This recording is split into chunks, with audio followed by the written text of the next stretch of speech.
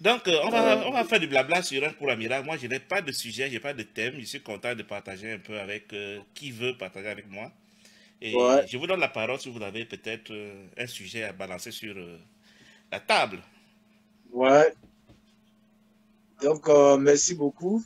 Mhm, Pour ouvrir le bal, moi, je voulais te remercier pour ce bout de temps qu'on va passer ensemble mhm, et de continuer de nous éclairer. Maintenant, je voulais poser une question qui me paraît un peu bizarre pour commencer. mhm.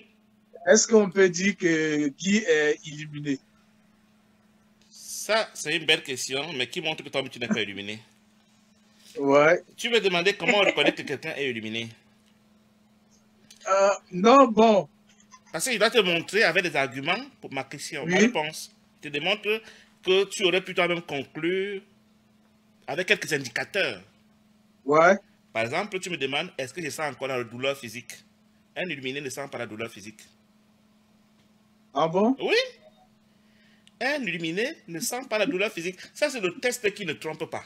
C'est pour ça que tu verras que tous nos illuminés contemporains sont des blagueurs. Je suis un peu surpris quand même, hein? Mais c'est comme ça. Il se trouve que nous avons deux Oui, corps. Nous avons un corps qui est projeté par l'esprit faux. Lui, il sent la douleur. ouais, Et un corps qui est ouais. projeté par l'esprit juste qui ne sent pas la douleur.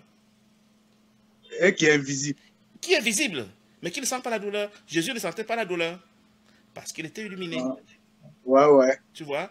Donc l'esprit Oui, juste projette un corps qui appartient au monde réel.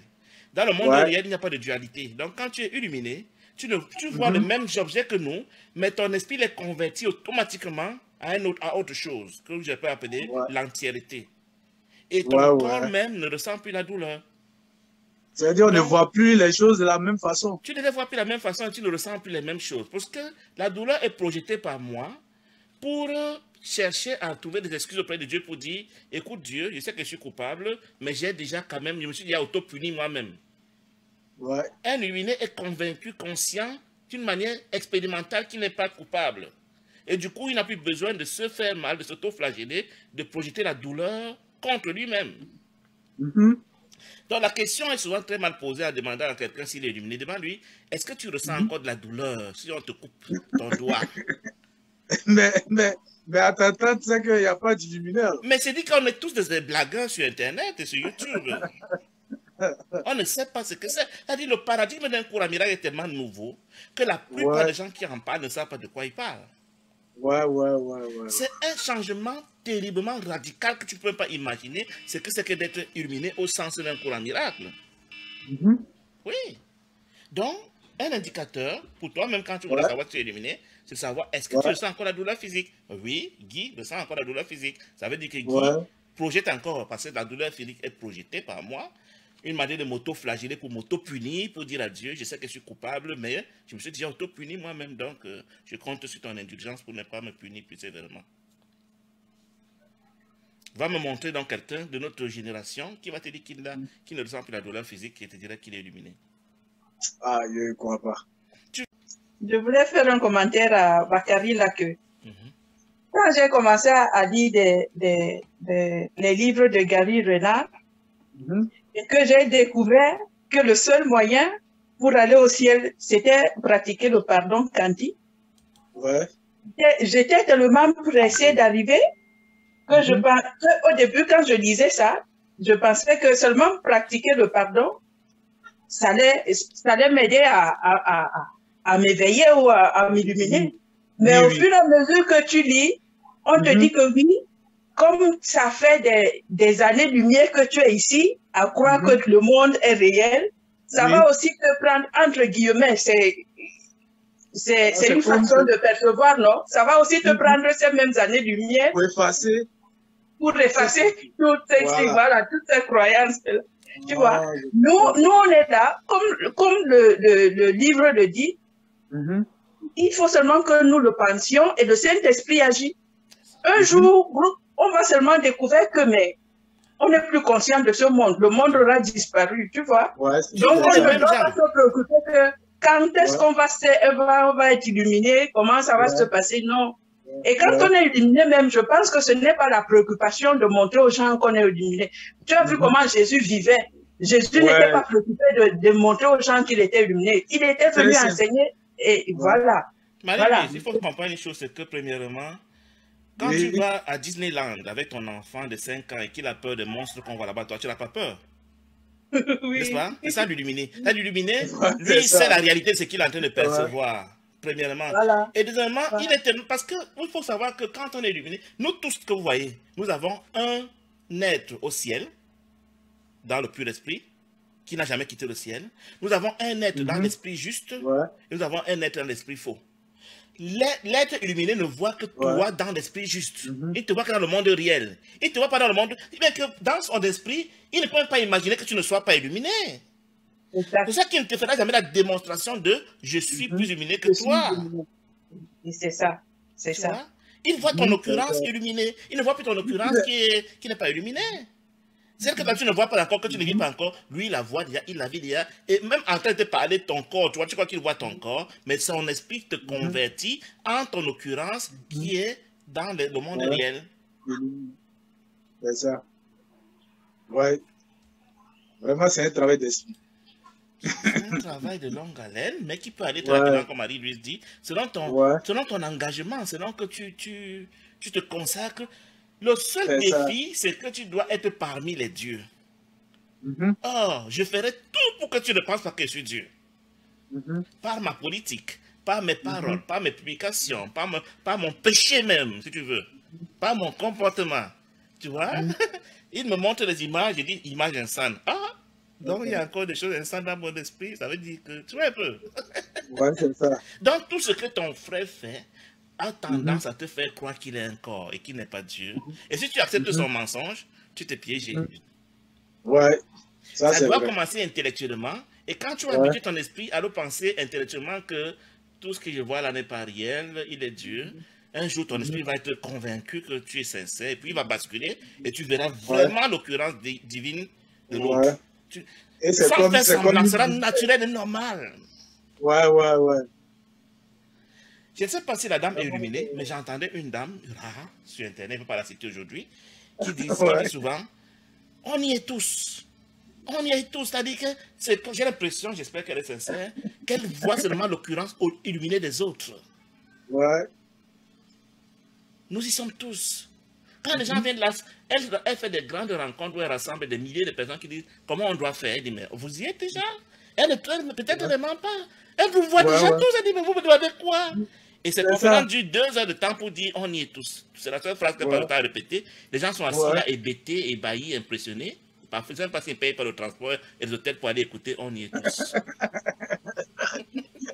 Ouais, c'est ça. Sinon, vraiment, on a tous envie de vivre cette expérience, mais vraiment, c'est pas facile. Déjà, savoir ce que c'est. Et puis, avoir quelques stratégies pour y approcher, pour avancer dans la démarche. Ouais, c'est ça. Sinon, vraiment, je veux vivre cette expérience d'illuminé. Ça ressemble à quelque chose de fantastique. C'est même pas descriptible. C'est même pas l'équivalent dans le monde. C'est autre chose. Voilà. Parce qu'il faut te dire qu'en dehors, j'étais doucement pris le critère de la douleur. L'illuminé peut se téléporter. L'illuminé, tu vois, Bakary, quand nous décédons, tu vois, toutes nos pensées se réalisent instantanément. Imagine quand l'illuminé est encore dans un corps et toutes ses pensées peuvent se réaliser instantanément. Tu peux imaginer ça? Ah, non. C'est ce qu'on appelle être co-créateur avec Dieu. Ouais. Imagine que là où tu es là, ta pensée, mais comme tu es Dieu, tu n'auras que des pensées d'amour et d'unité. Donc, il n'y a pas de risque que tu aies la pensée de « je veux que Guy explose », ce que tu n'es pas éliminé. Parce que tu ne verras même pas un autre Guy qui est différent de toi. Tu vas voir en Guy toi-même. Tu ne pourras donc pas penser que et si Guy pouvait exploser. Et puis je vais me voir partout. C'est ça. Moi, je n'aurais pas besoin de me déplacer. C'est ça. Je suis partout. C'est ça. Voilà. Donc, c'est intéressant. C'est ça.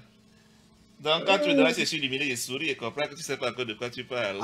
Voilà, je suis illuminé, bon, ça s'est passé comme ça, c'est instantané. Bon, quand j'ai connu mon éveil, quand je me suis illuminé, quand j'ai fait machin, c'est des histoires. C'est des blagues. Ouais. C'est des blagues. C'est-à-dire, je demande à rencontrer un illuminé contemporain qui me rencontre pour qu'on parle d'illumination. Il n'y en a pas. Mais Ils sont beaucoup, hein, ils vont venir. C'est des histoires. Bon, ils ont le droit de raconter ce qu'ils veulent. Moi, si je ne les accuse pas, ils disent, bon, c'est leur niveau de compréhension actuel. Mais il faut que l'humanité évolue vers la compréhension de ce message. Il est temps que quelqu'un nous dise que la comédie a trop duré. Que c'est plus sérieux que ça. Que c'est être Dieu que d'être illuminé. Ah, ça, vraiment, c'est du lourd. Donc, logiquement, en tant que Bakary au ciel, je ne dois pas connaître de souffrance. C'est-à-dire de souffrance physique. Avant même Bakary du ciel, Bakary de l'esprit juste. Tu veux dire l'illuminé.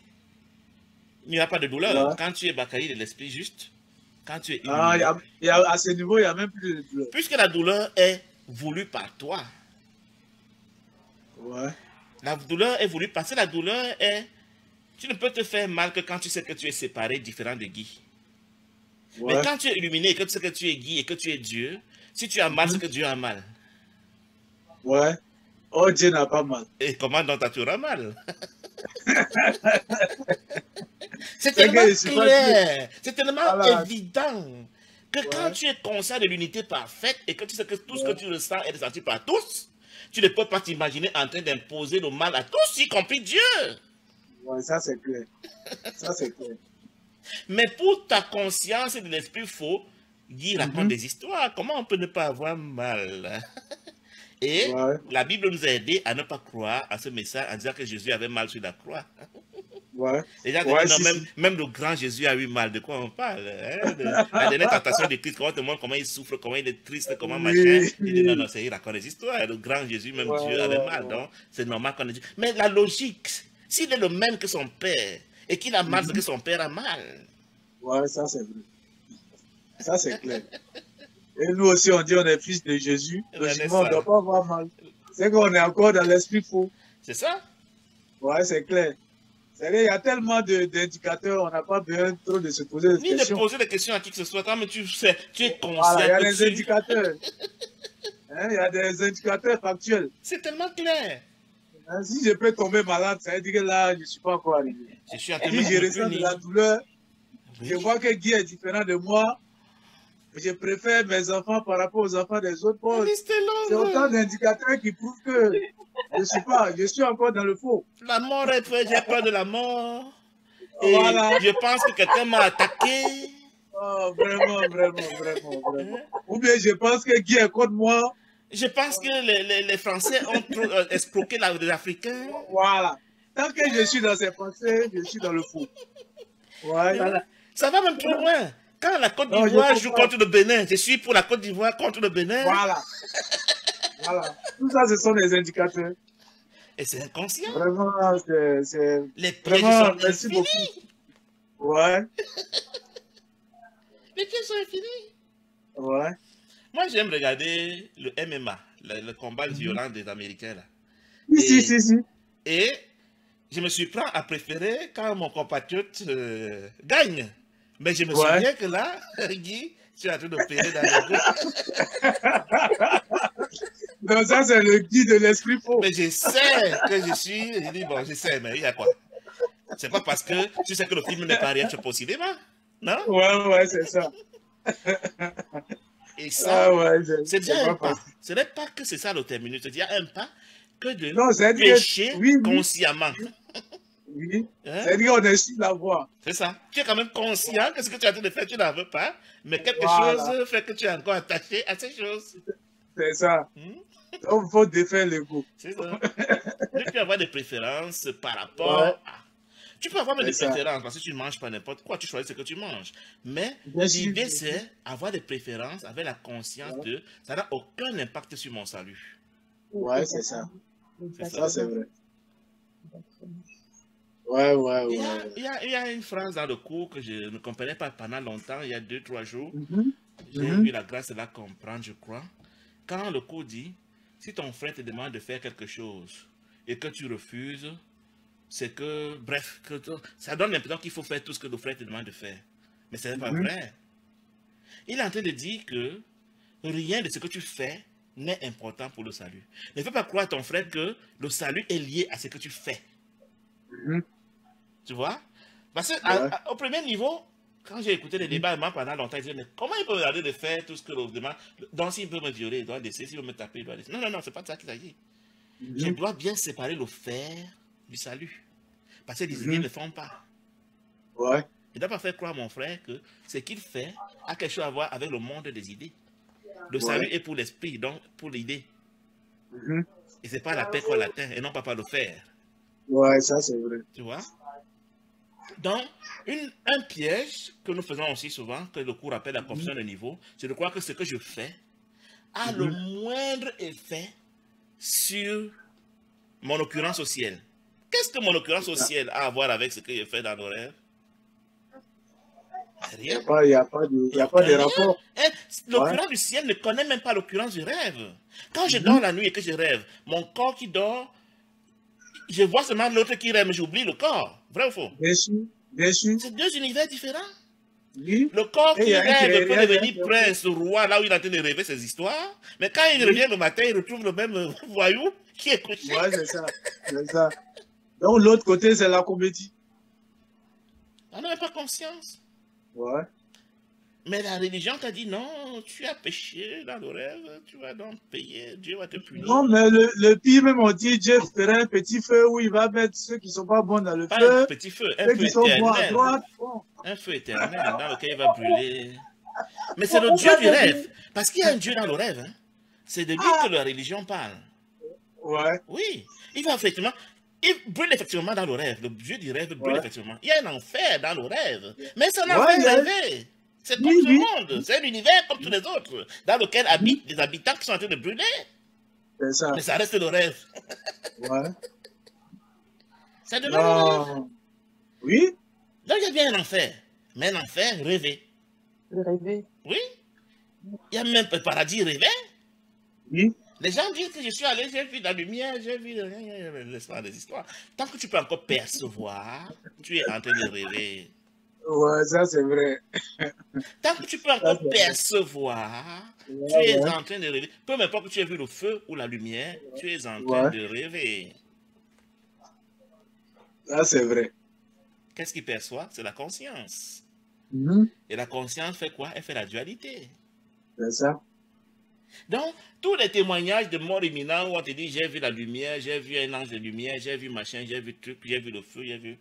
Tu souris, tu souris, tu comprends que c'est d'autres formes du même rêve. Ouais, c'est clair.